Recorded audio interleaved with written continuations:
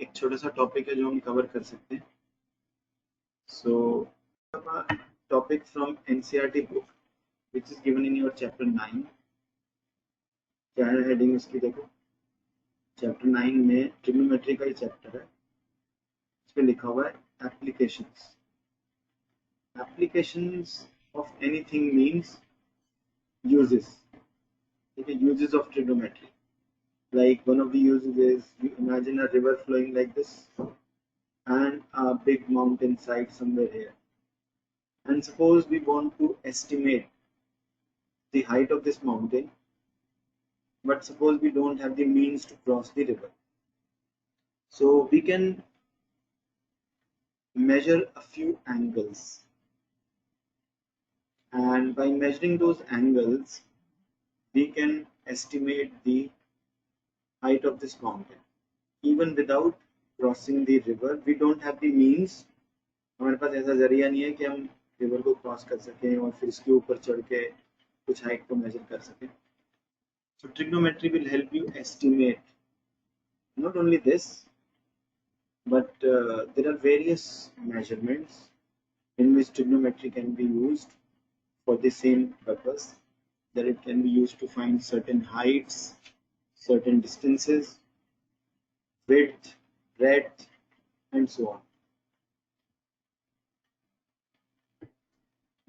थोड़ा सा मैं आपको बताता हूँ. तो हम 2-3 सिंपल टर्म्स पहले सीख लेते हैं ट्रिग्नोमेट्री के बारे में.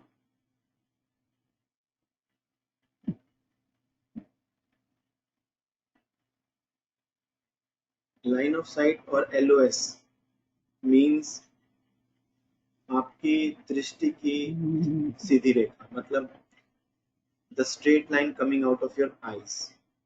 So in most of this chapter हम अर्थ को एक फ्लैट सरफेस मानेंगे. अर्थ को ऐसे नहीं मानना. Don't consider earth round.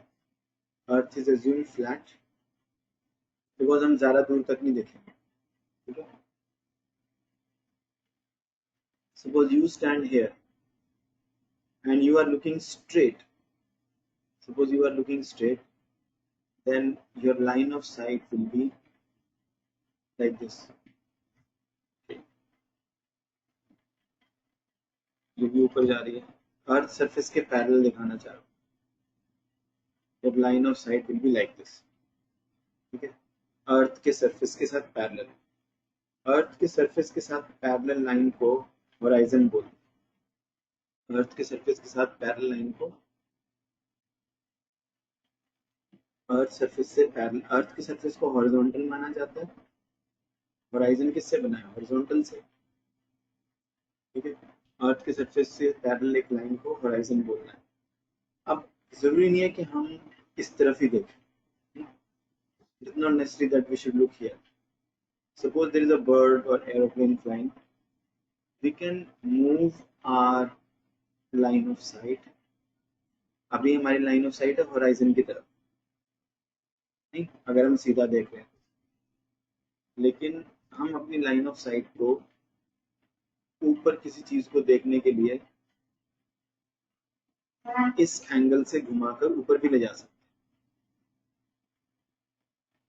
In order to view things which are above horizon, in order to see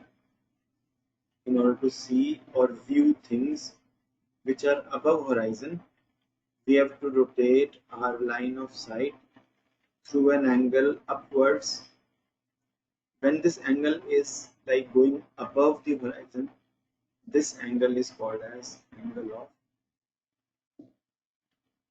elevation. यदि आपको अपनी लाइन ऑफ साइट को होराइजन से अर्थ की तरफ से दूर की तरफ ले जाना पड़े, नहीं अर्थ से परे, बियॉन्ड, अवे फ्रॉम ले जाना पड़े, तो हम इस एंगल को, जो ये एंगल बनता है, इस एंगल को हम बोलते हैं angle of elevation. So such an angle is called as angle of elevation. So if you want to call, this is alpha and alpha is the angle of elevation. लेकिन अगर ground के ऊपर कोई चीज पड़ी हुई है, suppose something lies on the ground over here, या कोई एनिमल है, देन आपको अपनी लाइन ऑफ साइट को होराइजन से नीचे की तरफ टर्न करना पड़ेगा, ठीक है, इसको व्यू करने के लिए। to view such a thing you have to rotate your line of sight through this angle। आपको अपनी लाइन ऑफ साइट को इतने एंगल से नीचे की तरफ घुमाना पड़ेगा। अब ये एंगल को हम बीटा मान लेते हैं। ऐसे एंगल को क्या बोलते हैं? अगर आपको किसी चीज को देखने के लिए अपनी LOS को होराइजन से नीचे की तरफ ले जाना पड़े, होराइजन से नीचे की तरफ ले जाना पड़े, तो इसको हम बोलते हैं angle of depression. Angle of depression.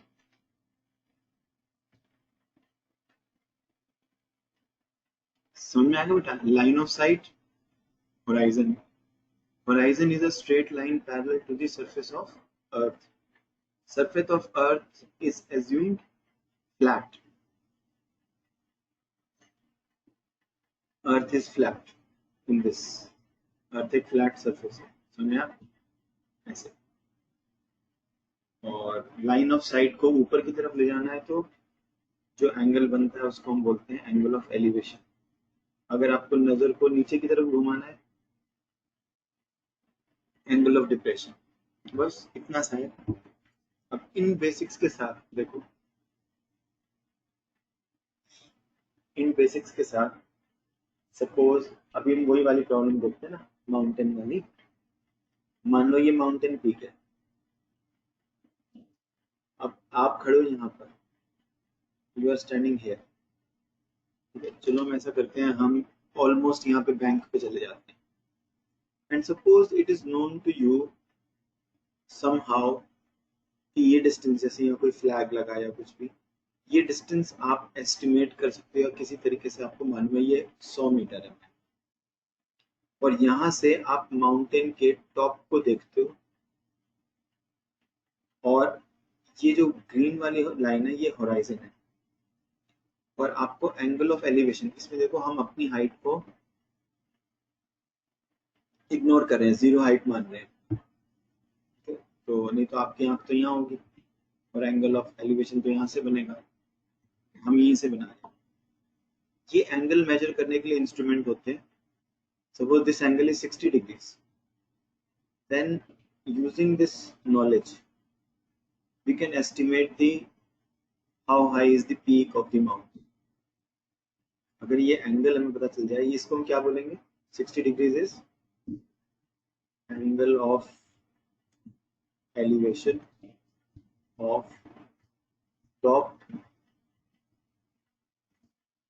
of the mountain, angle of elevation of top of the mountain from observation point A। ये observation point,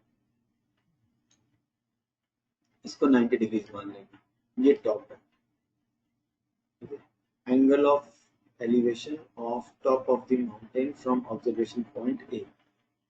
Angle of elevation of top of the mountain from observation point A, तो हम लिखेंगे tan of 60 degrees इस triangle में, h upon 100, इसको h metres मान लिया।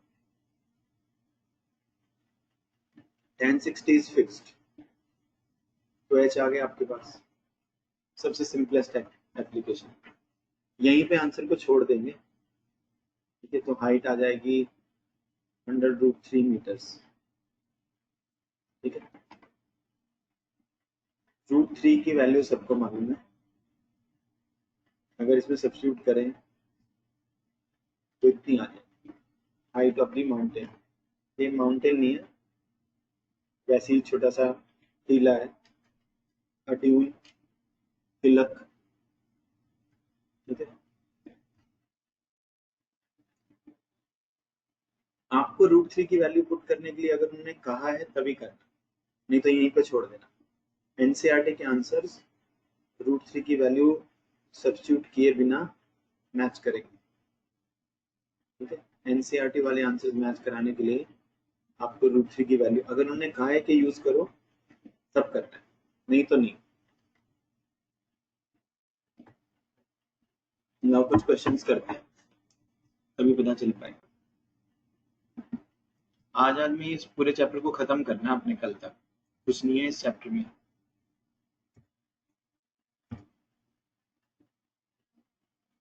ठीक है बेटा, सबको समझ में आएगा?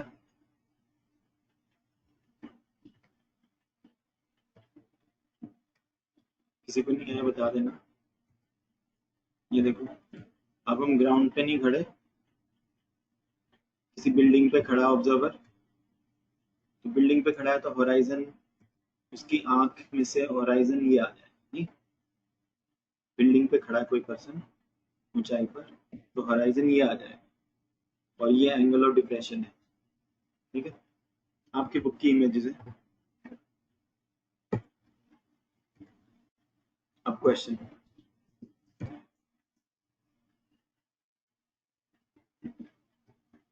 टावर को ग्राउंड के साथ 90 डिग्रीज पर मानना है।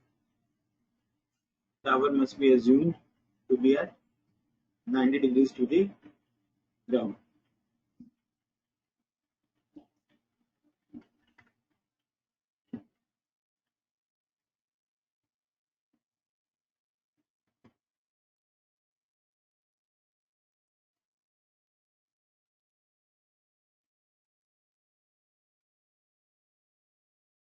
चलो बेटा, कर दोगे?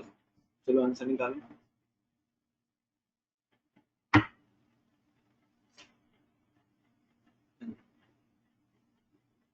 इजी है, जो फर्स्ट टाइम कर रहे हैं उनको थोड़ा टाइम चाहिए। ये टावर है, from a point on the ground 15 metres away. इस पॉइंट को फुट ऑफ द टावर बोलते हैं, जहां वो ग्राउंड को टच करता है। ठीक है, angle of elevation of the top is 60। तो हाइट ऑफ द टावर को h मीटर्स मान लो। ठीक है, और फिर से सेम है ना, tan 60, इस ट्राइंगल में tan 60 आएगा h अपॉन 15, tan 60 इज √3, ये h आ गया। तो हाइट कितनी आ गई टावर की? 15 √3 मीटर्स। बस एनसीईआरटी में इतना ही दिया हुआ है, बहुत ही आसान क्वेश्चन है। आज इस चैप्टर को पूरा कर देना एनसीईआरटी से। ठीक है, एक ही दिन का टाइम है बेटा, इसमें कुछ ज्यादा कुछ आता नहीं। चलो, what about this? Again NCERT question.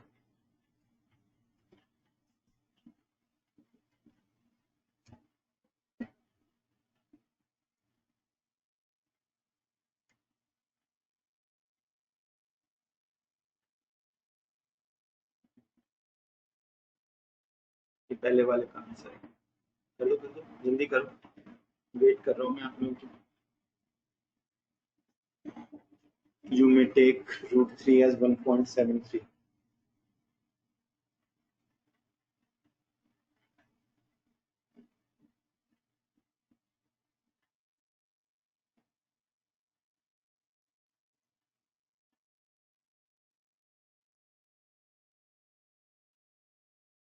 इसमें इन्होंने आपको फोटो दिया है, अगर ना दिया हो तब कैसे करना है वो आपको सोचना है। ये कितना है बेटा? अगर लैडर यहाँ पहुंच रही है और 60 डिग्री पर है, देखो लेंथ ऑफ द लैडर को तो हम एल मान लेंगे, let the length of the ladder be L. ये टॉप है, 1.5 मीटर ऊपर है और 1.3, तो 5.0 में से 1.3 माइनस हुआ तो कितना आया? 3.7, यह है 3.7 मीटर्स।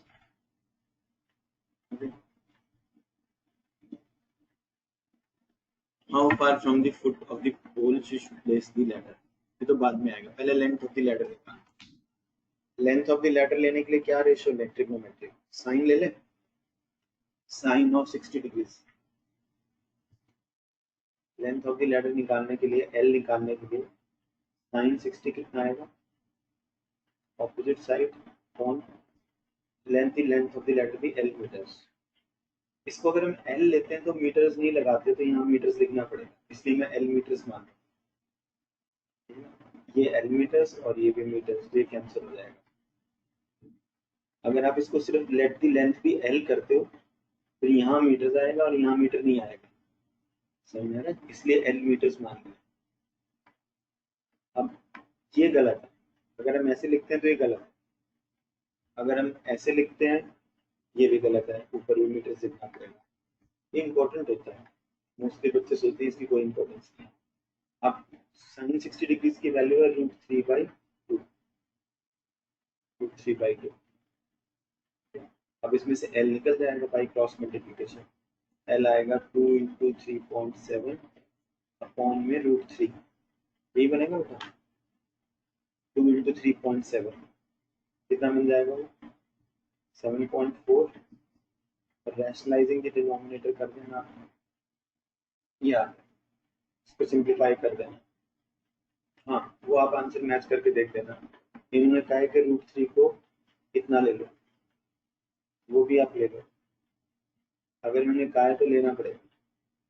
एल के साथ मीटर्स नहीं लगाना, यहाँ एम नहीं लगेगा, ध्यान रहे क्योंकि हमने एल मीटर्स मान लिया, ठीक है। ऑल्सो अब फुट ऑफ द टार से तो ऐसे पूछा है कि फुट ऑफ द पोल, ये फुट ऑफ द पोल है, इससे लैडर का फुट कितनी दूर आएगा, ये चीज ये कितनी दूर आएगा, ये तो वो कैसे आएगा cos 60 या tan 60, tan 60 ले लो, तो इस डिस्टेंस को हम x मान लेंगे, तो tan 60 कितना आएगा ऑपोजिट साइड x मीटर्स, तो ये x हो गया। अब tan 60 कितना है √3, तो x कितना आएगा बाई क्रॉस मल्टीप्लिकेशन, रैशनलाइजिंग के डिनोमिनेटर को कर दोगे, ठीक, तो ऊपर आ जाएगा ये और नीचे आ जाएगा 3। अब इसमें √3 की वैल्यू रखो, प्लेस दी वैल्यू ऑफ √3 कितनी है, इन्होंने जो दी है वो अपनी मर्जी से कुछ नहीं लगाना, अगर ये 1.6 दे दे तो वही लगाना, ठीक है, जो इन्होंने दिया वो, तो ये आपके पास आ जाएगा, इसको सिंप्लीफाई कर लेना up to first place of decimal ना, जैसे अगर आपका आंसर मान लो आता है 2.85 मीटर्स, मान लो वैसे तो इसको लिख देंगे 2.9 मीटर्स, अगर आंसर आता है 2.84 मीटर्स इसको लिख देंगे 2.8 मीटर्स, ठीक है, समझ में आ गया, राउंड ऑफ करना आता है आपको first place of decimal, round of कर देंगे, कोई बात नहीं, ये इजी इजी क्वेश्चन है तो दिए हम वही करेंगे। ये देखो आप इसकी क्या फिगर बनाओगे, देखो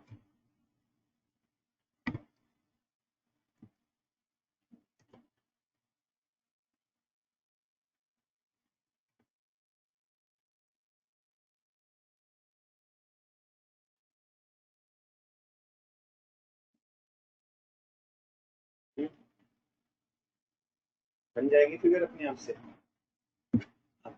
क्या है कि उसमें तो दिया नहीं, चिमनी तो बिल्डिंग के ऊपर ही होती है नहीं, जैसे ये कोई बिल्डिंग है, ठीक है, इसके ऊपर और चिमनी लगी हुई है ऐसे, लेकिन हमें क्या वास्ता है, हमें तो इसकी एंगल ऑफ एलिवेशन दिया हुआ, बस कितना दिया हुआ एंगल ऑफ एलिवेशन, हमें हमें दिया एंगल ऑफ एलिवेशन 45 डिग्री, ये आपको दिया 45,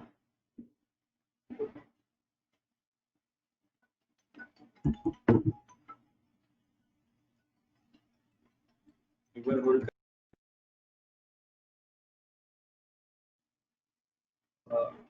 angle, what is the height of the chimney, height of the chimney का मतलब इसका जो टॉप मोस्ट पॉइंट है ये, एंड ऑब्जर्वर 1.5 सेंटीमीटर टॉल, देखना ये तो फिगर फिर गलत हो जाएगी, हमने तो ऑब्जर्वर की हाइट को यहाँ कितना मान लिया, हमने तो ऑब्जर्वर की हाइट को 0 मान लिया, देखो ऑब्जर्वर की हाइट भी तो दी हुई है कि नहीं, तो कैसे करेंगे, ऑब्जर्वर की हाइट, ऑब्जर्वर की हाइट लेने के लिए ये जो आप देख रहे हो ना, ये विदाउट कॉन्टैक्ट ही लिखा जाता है सरफेस पे, my pen does not even touch the surface and writing starts, it is so sensitive. तो चलिए ये यहाँ से टॉप ऑफ द चिमनी को देखते हैं ऐसे,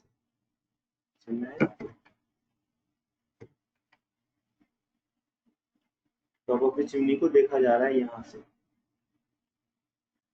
ये ऐसे, ये समथिंग लाइक दिस, और ये ऐसे, ये वाली फिगर बनेगी। तो 1.5 मीटर टॉल और 28.5 मीटर दूर, ये चीजें दी हुई हैं, और ये आपको दिया है 45।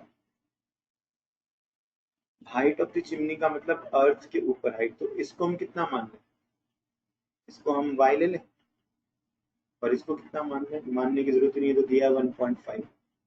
ठीक है, तो अब आप इस ट्रायंगल से देखो, tan ऑफ 45 डिग्रीज अगर लिया जाए, तो टॉप ऑफ द चिमनी की हाइट, y डिस्टेंस मतलब कितना आ जाएगा, y अपॉन 28.5, ठीक है, tan of this angle, opposite side upon adjacent side, ये आ जाएगा।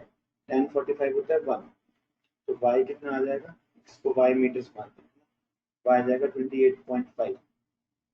अब हाइट ऑफ द चिमनी कितनी आ जाएगी, चिमनी का जो टॉप है वो अर्थ सरफेस से कितना ऊपर आ जाएगा, y plus 1.5। Height above the earth निकालनी होगी, नहीं 1.5, तो ये कितना बन गया 30 मीटर्स। क्लियर है बेटा, बताओ। अब इसको हम कर देंगे मीटर्स, चलो कर देना y प्लस 1.5 यहाँ मीटर्स करने की जरूरत नहीं है। y प्लस 1.5 की वैल्यू 30 आएगी, तो आंसर 30 मीटर आ गया।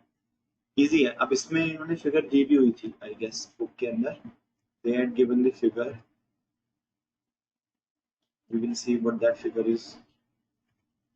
ये ठीक है, हमने भी कुछ ऐसी फिगर बनाई अपने आप से, ठीक है, ये बुक में इन्होंने दी हुई है फिगर।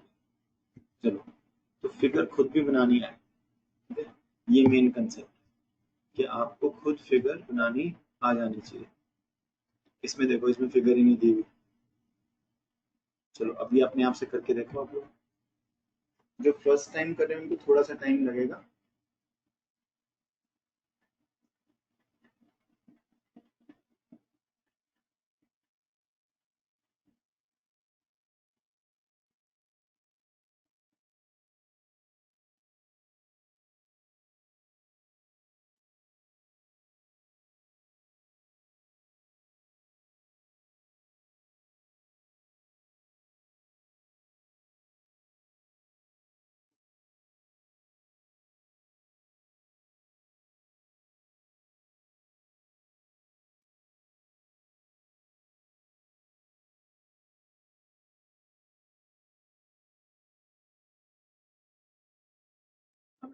समझ में आ रहा है आपको।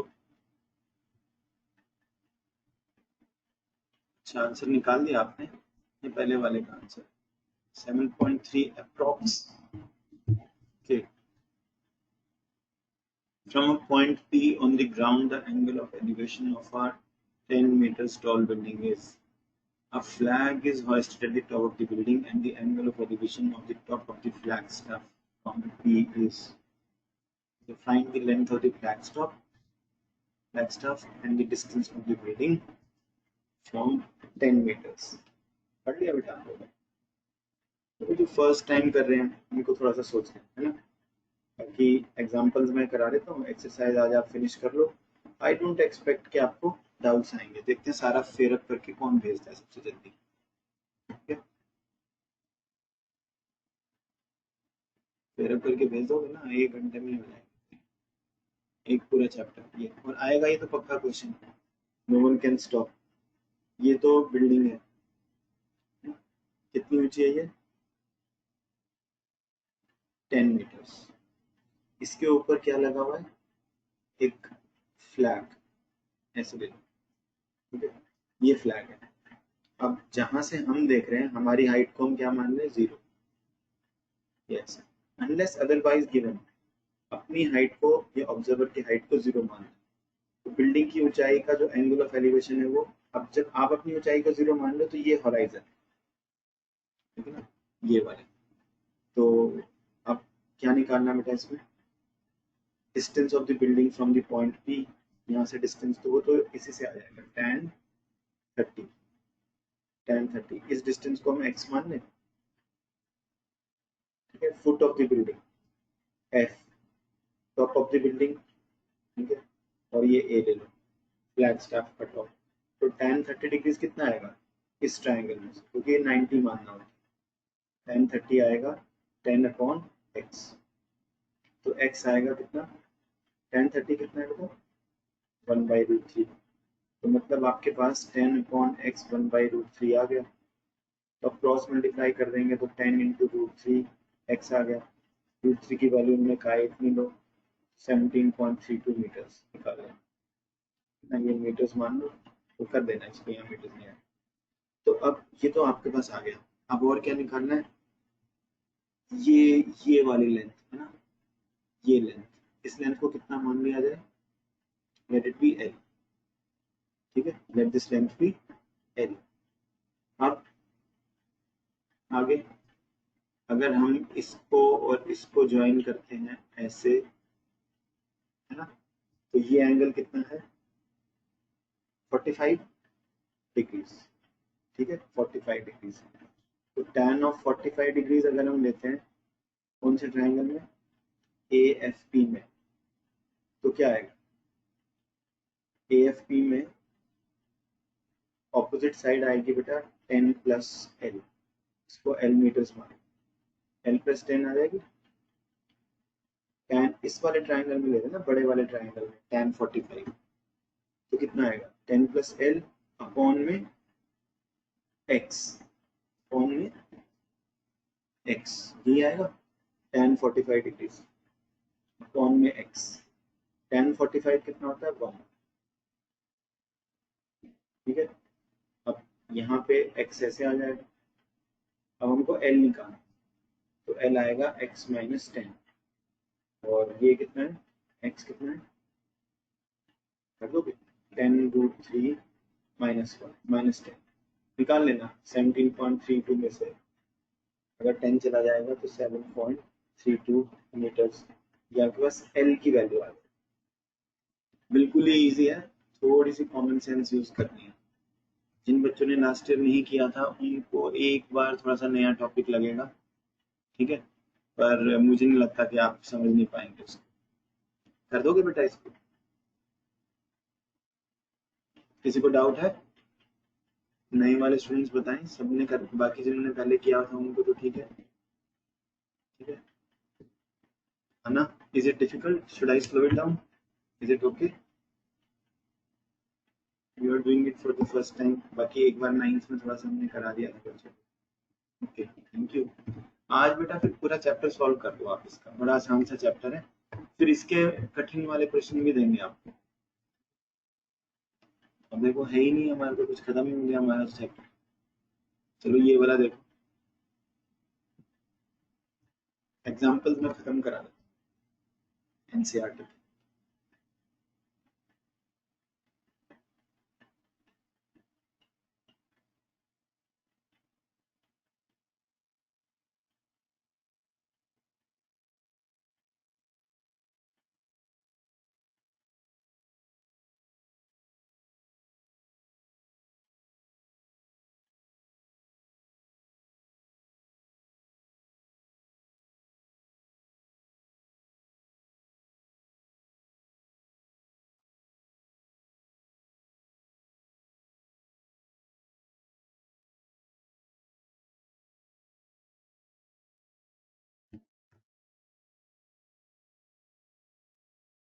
शेडो कैसे गिरती है बेटा, देखना, पहले एक टावर बनाए, मान लो ये ना, ऐसे ऑप्टिक्स में भी क्वेश्चन आते हैं शेडो वाले सेम।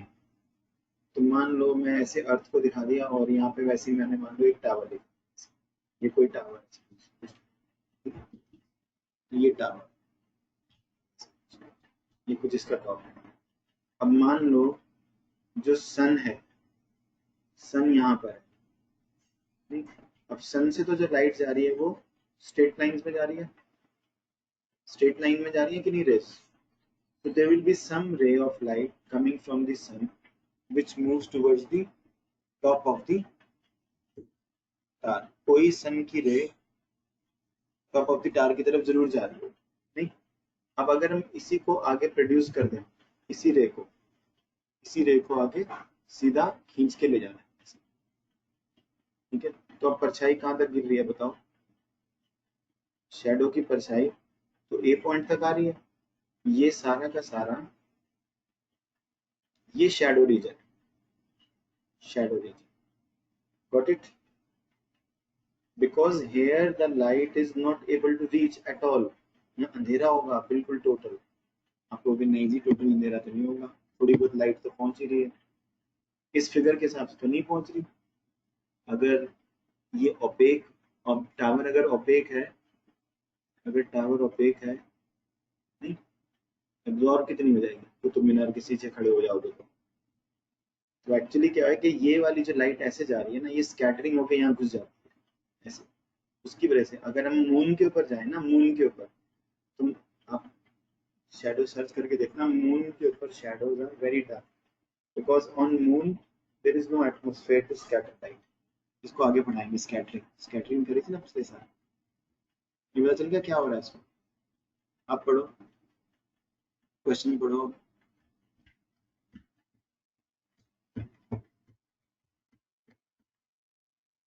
क्वेश्चन पढ़ो।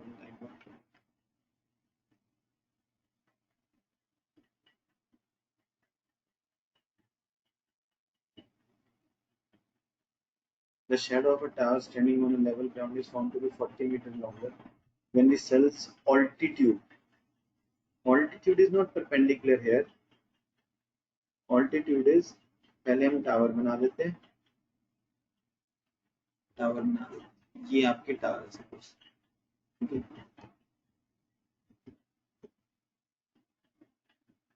ये टावर।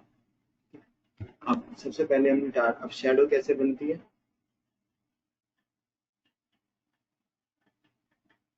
ऐसे,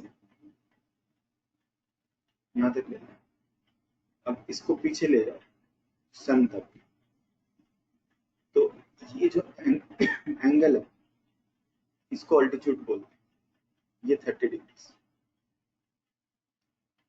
The shadow of the tower standing on the level ground is found to be 40 meters then when it was 60 degrees। तो ऐसे करते हैं, जब सन ज्यादा ऊंचाई पर है, सन ढल, अभी तो ये सूर्य ढलने की तरफ जा रहा है, नीचे आ रहा है, नहीं अभी ऊपर है, दोपहर का टाइम, ये धूप दोपहर के टाइम ऊंचा है सूरज, ठीक है, तो ये कितना एंगल है? 60 डिग्री। अब पढ़ो इस क्वेश्चन को। मैं तो ऐसे ही बताया जा रहा हूँ, आप लोग तो सॉल्व भी करे जा रहे हो।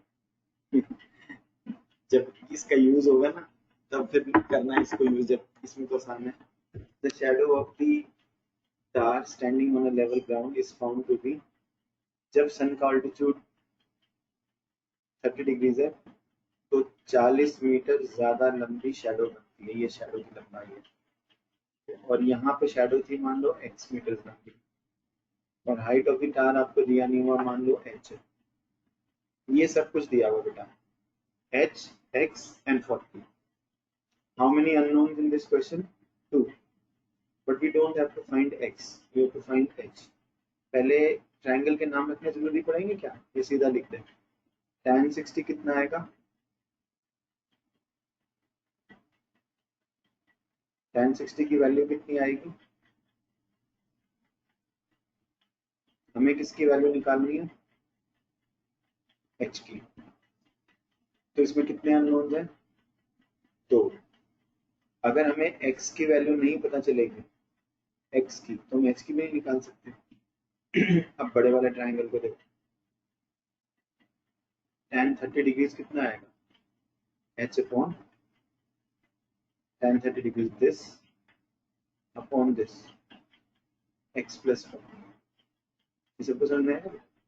इसको h मीटर्स मान लो, h metres x metres. tan 30 कितना होता है?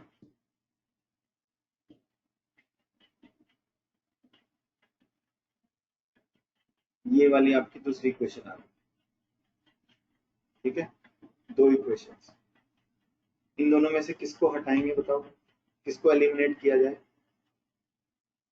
किसको हटाया जाए? x को। तो फ्रॉम इक्वेशन 1 x की वैल्यू है h/√3 and you put this value in equation 2.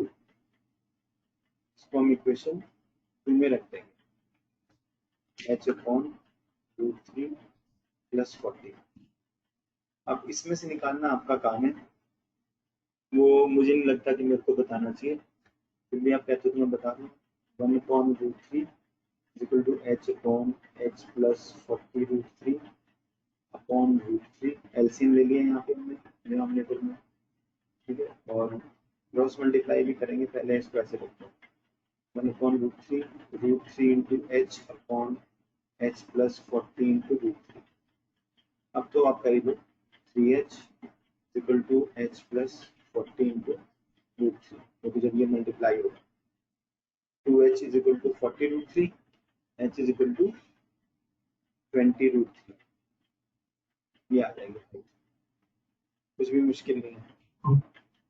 Height of the tower इज 20√3 मीटर्स. यहीं पर रुक जाएंगे, बुक में भी यही आंसर दिया होगा. हाइट ऑफ द टायर √3 की वैल्यू अपने आप से लेने की जरूरत नहीं है. आज अगर पूरा चैप्टर नहीं खत्म किया तो फिर कोई फायदा नहीं है इन क्वेश्चंस को करने का. मैं तो एक भी क्वेश्चन नहीं कराता इनमें, मैंने आपको इसीलिए सारे कराए हैं ताकि आप इनको सॉल्व कर दें. चलो ये वाला भी करके देखो.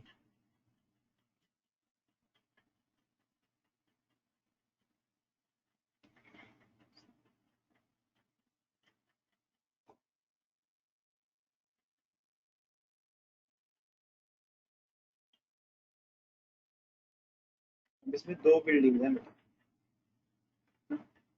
एक छोटी बिल्डिंग है और एक लंबी वाली बिल्डिंग. ये तो है टॉलर बिल्डिंग,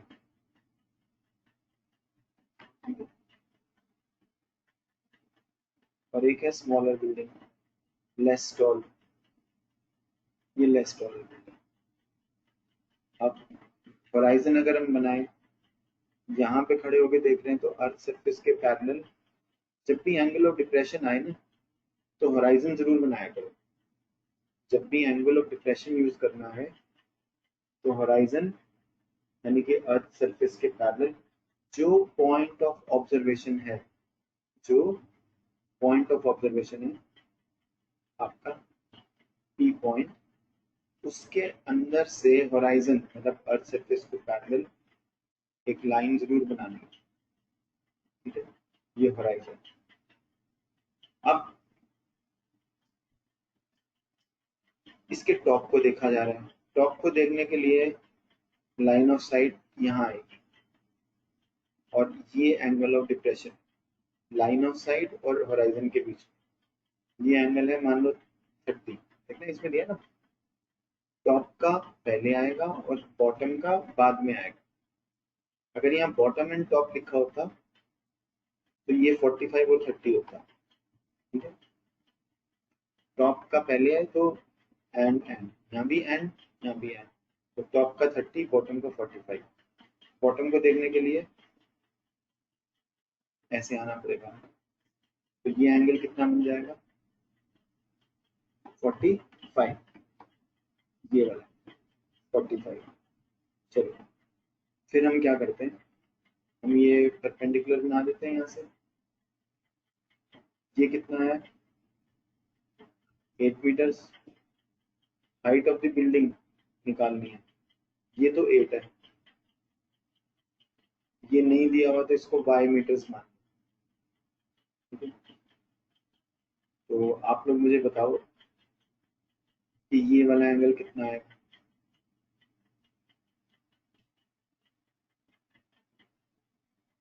इसके साथ ऑल्टरनेट है क्योंकि ये ट्रांसवर्सल है, ये ट्रांसवर्सल है और ये होराइजन और अर्थ पैरेलल है. ये एंगल आ जाएगा 45. अब ऐसे ही ये वाली जो लाइन है, ये वाला एंगल ऑल्टरनेट है 30 डिग्रीज के साथ, तो ये 30 डिग्रीज आ जाएगा बस. अब इसमें इसको हम x मीटर्स मान लेंगे, x मीटर्स.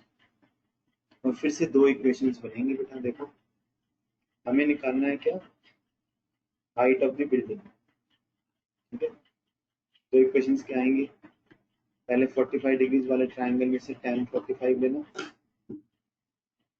tan 45 आएगा y प्लस 8 अपॉन एक्स। और tan 45 तो इजी होता है 1, y plus 8 is equal to x. एक इक्वेशन।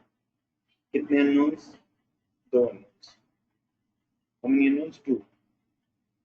तो एक और इक्वेशन चाहिए 2 अननोन है तो वो इस वाले ट्रायंगल में से आएगी। ये जो P वाला, ये इस पॉइंट का कुछ नाम रख लो आप। Let's call this point as M। इसको आप A ले लो, कुछ भी नाम रख लो, उससे कोई फर्क नहीं पड़ता। AMP में से हम लेंगे tan 30। तो tan 30 क्या आएगा? y upon x. और tan 30 है 1/√3, तो y आ जाएगा x अपॉन √3। हमें निकालना क्या है, y या x? y निकालना। तो x को हटाएंगे तो यहाँ से x आएगा y इंटू √3 और इसमें रख देंगे तो y plus x is equal to y into √3। तो यहाँ से y की वैल्यू कितनी आएगी? y √3 minus y is equal to 8, y √3 minus 1 is equal to 8। और ये बन जाएगा y is equal to 8 upon √3 minus 1। Rationalising the denominators, ये कितना मिल जाएगा? 8√3 plus 1 a square minus b square. ये कितना आ जाएगा? 4। तो y is equal to 4√3 plus 1। तो हाइट ऑफ द टावर में और क्या ऐड करना है आपको? 8 मीटर्स। नहीं तो ये आ जाएगा 12 प्लस 4√3 मीटर्स। ये आंसर। ठीक है, 4 plus height of the tower, distance between the buildings x निकल जाएगा y इंटू √3। तो y की वैल्यू को निकाल लेना। बिल्कुल ठीक है। चलिए एक और बचा है, फिर एग्जाम्पल्स खत्म हो जाएंगे। इसको भी खत्म कर दो। कितना टाइम लगता है बेटा इसको करने में, बताओ। हम लोग फास्ट कर सकते हो तो मैं स्लो करने की क्या जरूरत? चलो ये लास्ट आप लोग खुद करके दिखाएंगे फिर क्लास एंड्स। चलिए ट्राई करिए। आंसर भी निकाल दिया।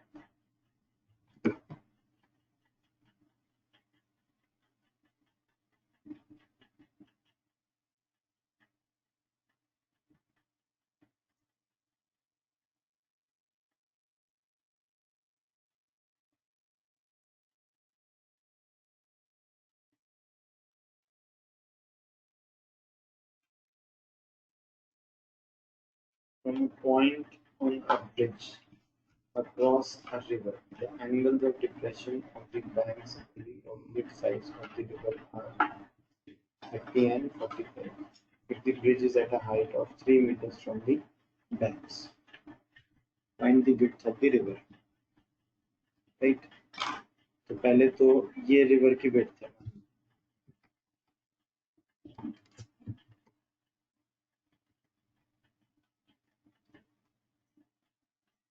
बेटा रिवर की विड्थ तो है ये रिवर की विड्थ, और जो आपका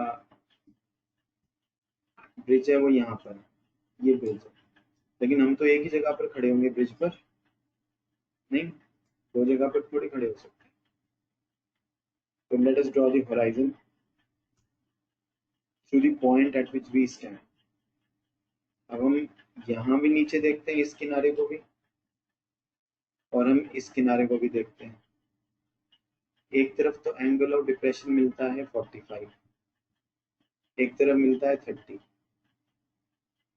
ठीक है, अगर मैं यहाँ से परपेंडिकुलर ड्रॉप कर दूं, don't assume this is the mid point of the river, अपने आप से इसको M मान।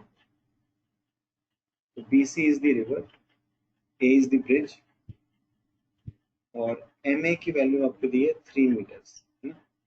MA height of the bridge, तो ये भी आ गया 30, ये भी आ गया 45। ट्रिग्नोमेट्री के क्वेश्चंस में अच्छा डायग्राम बनाना बहुत इंपॉर्टेंट होता है। ठीक है, अब AMB right angle triangle AMB देखो, इसको हम कितना मान लें, BM को x1 और MC को x2। तो tan 30 कितना आएगा बेटा? tan 30 आएगा x1 वाले ट्राइंगल से देखो, tan 30 आएगा 3/x1, और tan 30 कितना होता है 1/√3, तो x1 कितना आएगा 3√3, इसको x1 मीटर, इसको x2 मीटर, तो x1 तो आपके पास आ गया 3√3। अब x2 निकालेंगे, tan 45 कितना आएगा बेटा इस ट्राइंगल से 3/x2, tan 45 1 होता है, तो x2 कितना आएगा 3, टोटल विड्थ इससे मिलेगी, ये आंसर है। Width of the river is India and China called commanders to meet today on border standoff. ठीक है। Positive COVID cases in India jumped to 5.66 lakh